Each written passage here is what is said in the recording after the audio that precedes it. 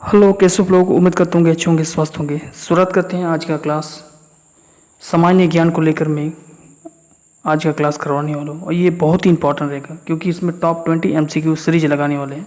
सारे question important रहेगा, सभी परीक्षाओं के लिए ये बहुत ही इंपॉर्टेंट रहेगा। चाहे आप रेलवे के कोई भी एग्ज़ाम का तैयारी कर रहे हैं, ALP का, टेक्नीशियन का, ग्रुप डी का, NTPC या JEE का, इसके अलावा आप SSC का कोई भी एग्ज़ाम का तैयारी कर रहे हैं या JSSC हो, लेडीज सुपरवाइजर हो, CGL एग्ज़ाम हो, JEE हो, BPSC हो या कोई भी एग्ज़ाम हो, JPSC हो, तो सभी एग्ज़ाम के लिए बहुत ही इम्पोर्टेंट ये सीरीज रहने वाला है। इसी प्रकार का सीरीज में लगातार आप लोगों को प्रोवाइड करूँगा और ये सीरीज आप लोग देखने के बाद ही आप लोग एहसास कीजिएगा कि क्वेश्चंस वाकई वैसे क्वेश्चन है जो आपका बार बार एग्ज़ाम में आप लोगों को देखने को मिलता है। तो ये पार्ट 1 वीडियो रहेगा। इसी प्रकार से वीडियो पार्ट 1 पार्ट 2 आते रहेगा और एग्ज़ाम में आप लोगों को धार देगा। सिर्फ आपको एक्स्ट्रा करेंट अफेयर पढ़ना है, लगातार इसी सीरीज को देखते चलना है, सीरीज बाय सीरीज, और एक्स्ट्रा में आपको सिर्फ करेंट अफेयर पढ़ के जाना है। देखिएगा आपको जनरल साइंस का ऑलरेडी मैंने 5 वीडियो ऑलरेडी कंप्लीट करा दिया हूँ सीरीज वाइज, तो आप लिस्ट में जाकर देख सकते हैं, ठीक है। और सामान्य ज्ञान का पहला ये पार्ट है, तो ज़रूर आप लोग अंत तक देखिएगा, बहुत ही बेनिफिट होगा। तो चलिए देने करते हैं, शुरुआत करते हैं। आज का पहला क्वेश्चन आ रहा है। उम्मीद करता हूँ कि आंसर आप लोग नीचे दिए कमेंट पर आंसर जरूर दीजिएगा। वीडियो को फटाफट लाइक कर दीजिएगा, फॉरवर्ड कर लीजिएगा, ठीक है। पहला क्वेश्चन आपकी स्क्रीन पर है कि क्षेत्रफल की दृष्टि से भारत का सबसे बड़ा राज्य पूछा गया है, ठीक है। ऑप्शन है आंध्र प्रदेश, उत्तर प्रदेश, राजस्थान और गोवा। तो इसका करेक्ट आंसर हो जाएगा राजस्थान। राजस्थान क्या है कि भारत का क्षेत्रफल के अकॉर्डिंग देखा जाए तो क्षेत्रफल की दृष्टि से सबसे बड़ा राज्य कौन सा हो जाएगा? राजस्थान हो जाएगा। अब हम आंकड़ा बताएंगे रिपोर्ट 2021 के अनुसार, अकॉर्डिंग टू 2021, कि राजस्थान क्या आएगा? सबसे बड़ा आ जाएगा आपका। राजस्थान क्या आएगा? सबसे बड़ा राज्य में से आ जाएगा। क्लियर है? चलिए आंसर क्या है, क्वेश्चन नंबर 2 क्या है? भारत में समुद्र तट रेखा वाले राज्यों की संख्या कितनी है? ऑप्शन है 7, 8, 9 और 11। तो भारत में समुद्री तट रेखा राज्यों की संख्या यदि आपसे पूछा जाए तो इसका आंसर क्या हो जाएगा? इसका करेक्ट आंसर हो जाएगा ऑप्शन नंबर 9, ठीक है। समुद्र तट रेखा वाले राज्यों की कुल संख्या कितनी है? 9 है। वो कौन कौन सा है? तो चलिए फटाफट नोट कर दीजिएगा, नोट करते रहिएगा। पहला जो है गुजरात, पहला हो जाएगा गुजरात, उसके बाद हो जाएगा महाराष्ट्र,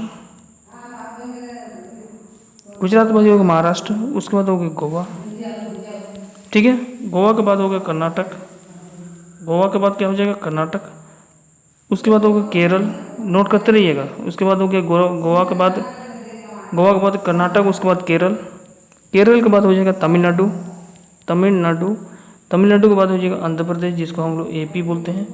आंध्र प्रदेश के बाद हो जाएगा उड़ीसा, ठीक है। उड़ीसा के बाद हो जाएगा पश्चिम बंगाल, ठीक है। इसको आप लोग याद कीजिएगा। अब देखिए कैसे नोट करना है फटाफट। पहले गुजरात जो है सबसे ज़्यादा तट रेखा वाले राज्यों में से माना जाता है, ठीक है।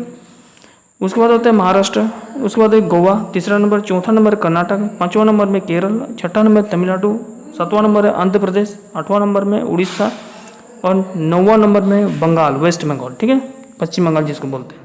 तो इसको सारा चीज़ आप लोग नोट कर लीजिएगा, ठीक है। इसमें क्वेश्चन ये बन सकता है और भी कि इनमें से समुद्र तट वाला राज्य संख्या नहीं है, इनमें से समुद्र तट रेखा को स्पर्श नहीं करता है, तो आपका 9 ऑप्शन में से कोई एक ऑप्शन दूसरा भी दे सकता है, ठीक है। तो आप लोगों को इस प्रकार से क्वेश्चन को गेस करना है, ठीक है।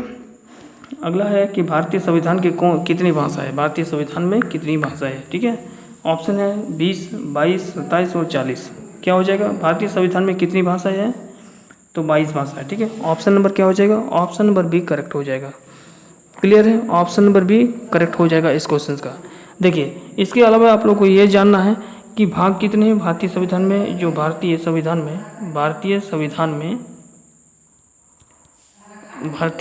में भाग कितने हैं? तो भारतीय संविधान में भाग जो है 22 भाग है। भाषा कितनी है? 22 है। आर्टिकल्स कितना है? आर्टिकल मतलब समझ रहे हैं? अनुच्छेद, तो 395 अनुच्छेद है, ठीक है। वर्तमान के बारे में बात कर रहे हैं। और अनुसूचियाँ कितनी हैं? अनुसूचियाँ कितनी हैं? तो अनुसूचियाँ कितनी हैं? 12 अनुसूचियाँ, ठीक है। कितनी अनुसूचियाँ? 12 अनुसूचियाँ। वर्तमान समय के अनुसार यदि हम बात किए जाए तो वर्तमान भारत में संविधान सभा में 22 भाग है, 395 अनुच्छेद है, 12 अनुसूचियाँ हैं, 22 भाषा है। संविधान को जब 26 नवंबर 1949 को संविधान सभा लागू किया गया था, पारित किया गया था, तब ये आंकड़ा के अनुसार हम बता रहे हैं। और अभी वर्तमान में यही स्थिति है। इससे पहले अनुसूचिया की संख्या 8 थी, लेकिन अभी वर्तमान में 12 है। क्लियर है? यहाँ से क्वेश्चंस और आपसे बन सकता है एग्जाम में कि भारतीय संविधान के कौन से भाग में राजभाषा का उल्लेख किया गया है? तो 17 में, भाग 17 में राजभाषा है। पूछेगा कितने अनुच्छेद में यह राजभाषा का उल्लेख है? तो 343 से 351 में ये उल्लेख है। क्लियर है? 343 से 351 में ये उल्लेख है राजभाषा का। क्लियर है? अगला क्वेश्चन है कि भारत और चीन के बीच की सीमा रेखा को क्या कहा जाता है? भारत और चीन के बीच की सीमा रेखा को क्या कहा जाता है? ठीक है, ऑप्शन है रेड क्लिफ, डोनाल्ड रेखा, मैकमोहन रेखा और आइना। क्या हो जाएगा इसका आंसर? इसका आंसर क्या हो जाएगा? फटाफट आंसर दीजिए। तो इसका आंसर हो जाएगा मैकमोहन रेखा। क्या हो जाएगा आंसर? मैकमोहन रेखा। क्लियर है? रेड क्लिफ रेखा क्या होता है? इंडिया यानी भारत और पाकिस्तान, भारत और पाकिस्तान के बीच की सीमा रेखा को हम क्या कहा जाता है? हम कहते हैं उसको रेड क्लिफ रेखा कहते हैं। ठीक है। डूरंट रेखा किसे कहा जाता है? डूरंट रेखा कहा जाता है पाकिस्तान और अफगानिस्तान। पाकिस्तान और अफगानिस्तान के सीमा रेखा को क्या कहा जाता है? उसे हम डूरंट रेखा कहते हैं। और मैकमोहन रेखा किसे कहते हैं? मैकमोहन रेखा कहते हैं भारत और चीन के बीच की सीमा रेखा को हम मैकमोहन रेखा कहते हैं। क्लियर है? तो ये सारा चीज़ आप लोगों को नोट कर लेना है। यदि मालूम है तो बढ़िया है, नहीं मालूम है तो नोट जरूर कर लीजिएगा। ठीक है, वीडियो को सब्सक्राइब कर लीजिएगा। ठीक है, ताकि नोटिफिकेशन भी ऑन करके रखिएगा, ताकि इन्फॉर्मेशन जब भी इन्फॉर्मेशन कोई भी नोटिस आए एग्ज़ाम से रिलेटेड या क्वेश्चन इंपॉर्टेंट, तो आप तक जल्दी पहुँचे। ठीक है, अगला क्वेश्चन पे चलते हैं। क्वेश्चन नंबर 5, केसर का सर्वाधिक उत्पादन किस राज्य में होता है? जम्मू कश्मीर, हिमाचल प्रदेश, उत्तराखंड और बिहार। इसका करेक्ट आंसर हो जाएगा जम्मू कश्मीर। क्या हो जाएगा? जम्मू कश्मीर केसर का। चलिए ठीक है, अगला क्वेश्चन है कि सन 1923 में स्वराज पार्टी का गठन किसने किया था? जवाहरलाल नेहरू और महात्मा गांधी? नहीं, हटा चाहिए, क्योंकि महात्मा गांधी सवई का आंदोलन है, दंडी मार्च से संबंधित है, तो ये स्वराज पार्टी से ये गठन नहीं किए थे, तो इसका ऑप्शन हटा दीजिए। लाला हरदयाल और सुभाष चंद्र बोस, इसको हटा दिए। चित्तरंजन दास और मोतीलाल नेहरू एकदम बिल्कुल सही है। श्यामा प्रसाद मुखर्जी, इसको हटा दीजिए। ऑप्शन नंबर क्या हो जाएगा? सी, चित्तरंजन दास और मोतीलाल नेहरू ने क्या किया था? सन 1923 में स्वराज पार्टी का गठन किया था। कब किया था स्वराज पार्टी का गठन? तो 1923 में। ये भी सवाल पूछा जा सकता है। ठीक है, किसने किया था? तो चित्तरंजन दास और मोतीलाल नेहरू ने किया था। अगला है कि भारत के हरित क्रांति के जनक कौन कहलाते हैं या किसे कहते हैं? ठीक है, सिंपल सा सवाल पूछता है, सिर्फ आप लोग को क्या है मालूम होना चाहिए। ठीक है, यदि आप लोग को कंसेप्ट मालूम होगा तो फटाफट आंसर दे दीजिएगा। ठीक है, तो इसका आंसर हो जाएगा MS स्वामीनाथन को कहा जाता है। ठीक है, MS स्वामीनाथन को क्या कहा जाता है?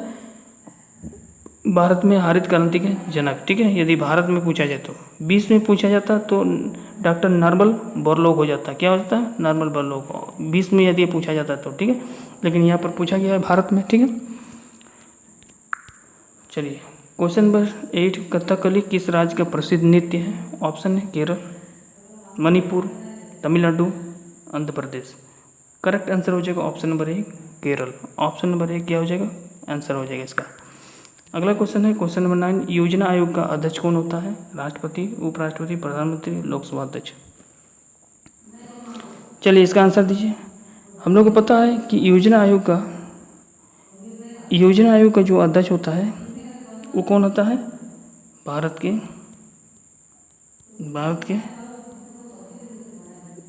प्रधानमंत्री। ठीक है, भारत के प्रधानमंत्री। तो ऑप्शन नंबर यहाँ पर क्या हो जाएगा? ऑप्शन नंबर सी करेक्ट हो जाएगा। तो योजना आयोग का बात किया जाए कि योजना आयोग का गठन कब हुआ था, ये सवाल आपसे पूछा जा सकता है। योजना आयोग का गठन कब हुआ था? 1950। 1950 क्या एकदम डिटेल्स में, ऐसे नहीं चलने वाला है, एकदम डिटेल्स में आप लोग बताना है। 15 अगस्त। ठीक है, 15 मार्च। क्लियर है? 15 मार्च 1950 को, 15 मार्च 1950 को योजना आयोग का स्थापना हुआ था या गठन हुआ था। इसका उद्देश्य है पंचवर्षीय योजना को बनाए रखना, ठीक है। और इससे अच्छा गठन हुआ था जब योजना आयोग को 15 मार्च 1950 को, तो उस समय प्रधानमंत्री कौन थे? पंडित जवाहरलाल नेहरू। इसको भी याद रखिएगा, क्लियर है। अगला क्वेश्चन है कि नीरज चोपड़ा का संबंध किस खेल से है? क्रिकेट से, हॉकी से, जेवलिन थ्रो से या फुटबॉल से? तो इसका आंसर हो जाएगा option number C, javelin throw से, ठीक है। अगला क्वेश्चन है कि भारत रत्न सम्मानित प्रथम महिला कौन थी? प्रतिभा देवी सिंह पटेल, इंदिरा गांधी, सरोजिनी नायडू, किरण बेदी। चलिए इसका आंसर दीजिए फटाफट। भारत रत्न सबसे पहले महिलाओं में से किसको मिला था सबसे पहले? सिंपल सा है, भारत रत्न किसको मिला था सबसे पहले? इंदिरा गांधी को मिला था, ऑप्शन नंबर बी करेक्ट, ठीक है। इंदिरा गांधी को अब मिला था कब? तो इसको भी याद रखिएगा, 1971 मिला था, सबसे पहले इसी को मिला था। उस साल ना किसी को और किसी को नहीं मिला था, ठीक है, सिर्फ इंदिरा गांधी को मिला था। तो यानी भारत के पहले महिला प्रधानमंत्री थी जिन्हें उन्हें 1971 में भारत रत्न से नवाजा गया या उन्हें मिला, ठीक है। और यदि आपसे पूछा जाए इसके बाद जो है, ये तो प्रथम महिला थी जिन्हें भारत रत्न मिला था। अब पूछेगा कि भारत रत्न प्राप्त करने वाला प्रथम भारतीय प्रधानमंत्री कौन थे? अब कौन थे? तो पंडित जवाहरलाल नेहरू होगा, ठीक है। ये महिला में थी, ठीक है। पुरुष में यदि आपसे पूछा जाए तो क्या हो जाएगा? पंडित जवाहरलाल नेहरू हो जाएगा, जवाहरलाल नेहरू, ठीक है, जवाहरलाल नेहरू हो जाएगा। पंडित जवाहरलाल नेहरू को मिला था कब? 1955 में, ठीक है, इसको भी याद रखिएगा। 1955 ईस्वी में पंडित जवाहरलाल नेहरू को भी मिला था सबसे पहले, क्लियर है। अगला क्वेश्चन है, क्वेश्चन नंबर 12 है, भारत के मध्य से कौन सी रेखा गुजरती है? तो सबको पता हो गया, ऑप्शन पढ़ लेते हैं। ग्रीनविच रेखा, भूमध्य रेखा, कर्क रेखा और मकर रेखा। तो भारत के मध्य से कौन सी रेखा गुजरती है? तो भारत के मध्य से जो है कर्क रेखा गुजरती है, क्या? तो इसका आंसर हो जाएगा ऑप्शन नंबर सी करेक्ट हो जाएगा, क्लियर है। अब यहाँ पर क्वेश्चन से एक पूछता है कि जो रेखा कर्क रेखा गुजरती है वो भारत के कितने राज्य से होकर गुजरती है? तो 8 राज्यों से होकर गुजरती है। कितने राज्यों से? 8 राज्य से होकर ये गुजरती है। और 8 राज्य कौन कौन सा है? तो हम कोडिंग में लिख दे रहे हैं, ठीक है, सिंबल में। गुजरात पहला, उसके बाद राजस्थान, उसके बाद मध्य प्रदेश, उसके बाद हो गया छत्तीसगढ़, उसके बाद हो गया झारखंड, उसके बाद बंगाल, वेस्ट बंगाल, उसके बाद हो गया त्रिपुरा, उसके बाद हो गया मिजोरम, ठीक है। तो ये हो जाएगा आपका 8 राज्य। पहले हो गया गुजरात, उसके बाद राजस्थान, उसके बाद हो गया मध्य प्रदेश, छत्तीसगढ़, झारखंड, बंगाल, वेस्ट बंगाल, त्रिपुरा और मिजोरम। तो 1 2 3 4 5 6 7, 1 2 3 4 5 6 7, एक छूट गया क्या? गुजरात, राजस्थान, मध्य प्रदेश, छत्तीसगढ़, झारखंड, पश्चिम बंगाल, त्रिपुरा और मिजोरम। ये एक हो गया, दूसरा, तीसरा, चौथा, पांचवा, छठा, सातवां, आठवां, ठीक है। 8 राज्य से गुजरती है। इसका ट्रिक है मित्र पर गमछा झार। तो इस ट्रिक को भी लिख लीजिएगा, मित्र पर जो गमछा झार, और इसको बैठा दीजिएगा, ठीक है। मित्र लिखते ना, मी मतलब हो गया मिजोरम, त्र मतलब त्रिपुरा, मित्र पर मतलब क्या होता है? पश्चिम बंगाल। तो इस प्रकार से होता है राजस्थान। इस प्रकार से बैठा लीजिएगा, ट्रिक से याद रखिएगा, ठीक है। तो 2 क्वेश्चन यहाँ पर बनता है। पहले भारत के मध्य से कौन सी रेखा गुजरती है? तो कर्क रेखा। कर्क रेखा कितने राज्य से गुजरती है? तो 8 राज्य से गुजरती है। वो कौन कौन सा राज्य है?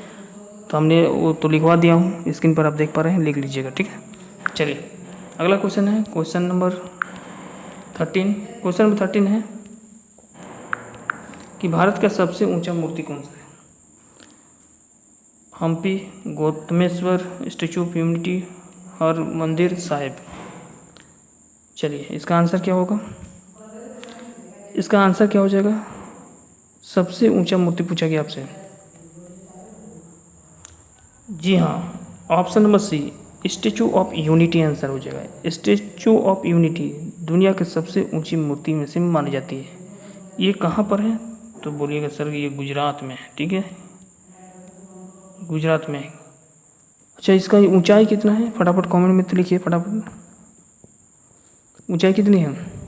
याद रखिएगा, ऊंचाई की यदि बात की जाए तो इसको भी नोट करके रखिए, 182 मीटर में।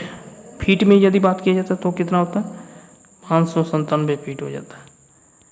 कितना होता है, 597, 597 फीट हो जाता है, ठीक है। स्टेचू ऑफ यूनिटी जो होता है उसमें किसका किसका प्रतिमा लगा हुआ है, किसका प्रतिमा है, तो स्टेचू ऑफ यूनिटी भारत के पहले उप प्रधानमंत्री कौन थे, जिसे हम लौह पुरुष के नाम से भी जाना जाता है, सरदार वल्लभ भाई पटेल, उसी का प्रतिमा है। और वह गुजरात में आपको देखने को मिलेगा। सरदार वल्लभ भाई पटेल की प्रतिमा कितना ऊंचा है, 182 मीटर है, फीट में 597 फीट है, ठीक है। चलिए अगला जो है क्वेश्चन नंबर 14 है कि भारत में सबसे अधिक वन कौन से राज्य में है, गुजरात में, उत्तर प्रदेश में, हरियाणा में, मध्य प्रदेश में। भारत में सबसे अधिक वन पूछा जा रहा है, ठीक है। सबसे ज़्यादा वन जो है कहाँ पर है, तो मध्य प्रदेश हो जाएगा, ठीक है। मध्य प्रदेश राज्य में सबसे ज़्यादा वन है। थोड़ा सा हम लोग डिटेल जानते हैं, 2021 का डाटा से चलते हैं, रिपोर्ट 2000 रिपोर्ट, ठीक है।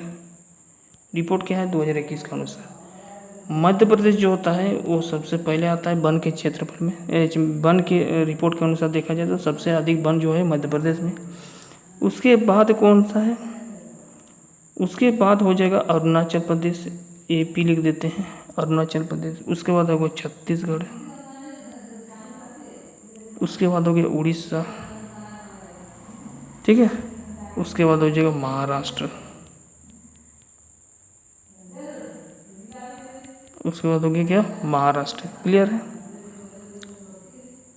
चलिए अगला क्वेश्चन, क्वेश्चन 15, भारत रत्न पुरस्कार पर कौन सी आकृति बनी होती है, कौन सी आकृति बनी होती है। हम लोग जानते हैं भारत रत्न पर आकृति जो होता है ना, पीपल के पत्ता जैसा होता है, इस प्रकार से। ये है पीपल का पत्ता।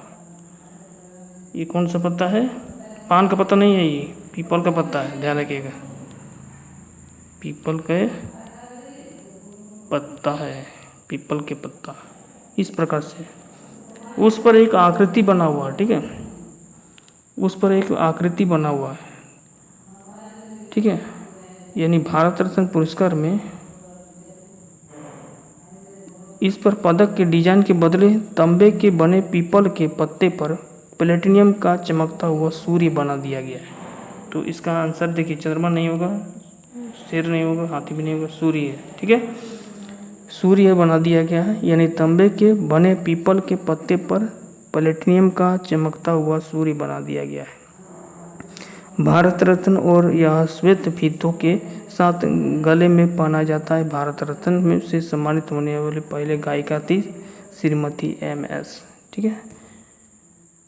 तो इसको भी आप लोग याद रखिएगा। क्वेश्चन नंबर 16 है, भारत के उत्तरी सीमा पर स्थित पर्वत कौन सा है। उत्तरी सीमा पर पूछा गया है कौन सा पर्वत है। मैकाल पर्वत है, हिमालय पर है, या नीलगिरी है, या अरावली पर्वत है। उत्तरी सीमा पर स्थित पर्वत पूछा गया आपसे। चलिए इसका आंसर दीजिए फटाफट। चलिए तो इसका आंसर हो जाएगा हिमालय। क्या हो जाएगा, हिमालय हो जाएगा। उत्तरी सीमा पर कौन सा स्थित है पर्वत, हिमालय पर्वत, ठीक है। और भारत में यदि पूछा जाता है कि भारत के सबसे ऊंचे चोटी कौन सी है, भारत की सबसे ऊंची चोटी कौन सी है, तो कंचनजंगा हो जाता है। क्या हो जाता है, कंचनजंगा हो जाता है, ठीक है, याद रखिएगा। अगला क्वेश्चन नंबर 17 है कि रिजर्व बैंक ऑफ इंडिया का मुख्यालय कहाँ स्थित है। चलिए ऑप्शन देख लेते हैं। हैदराबाद है, दिल्ली है, मुंबई है, कोलकाता है। तो रिजर्व बैंक ऑफ इंडिया जिसको हम बोलते हैं RBI, इसी का फुल फॉर्म है रिजर्व बैंक ऑफ इंडिया। इसका मुख्यालय कहाँ पर है, इसका मुख्यालय है मुंबई पर। कहाँ पर है, मुंबई में इसका है इसका मुख्यालय। तो ऑप्शन नंबर क्या हो जाएगा, C करेक्ट हो जाएगा। क्लियर है। अब इसका थोड़ा सा जानते हैं डिटेल्स में कि रिजर्व बैंक जो होता है भारत की अर्थव्यवस्था को नियंत्रित करता है। क्या करता है, भारत की जो अर्थव्यवस्था होता है उसको नियंत्रित करता है। इसकी स्थापना कब हुआ था, क्वेश्चन पूछता है कभी कि RBI की स्थापना कब हुआ था। तो याद रखिएगा 1 अप्रैल 1935 को हुआ था। कब हुआ था? 1 अप्रैल 1935 को।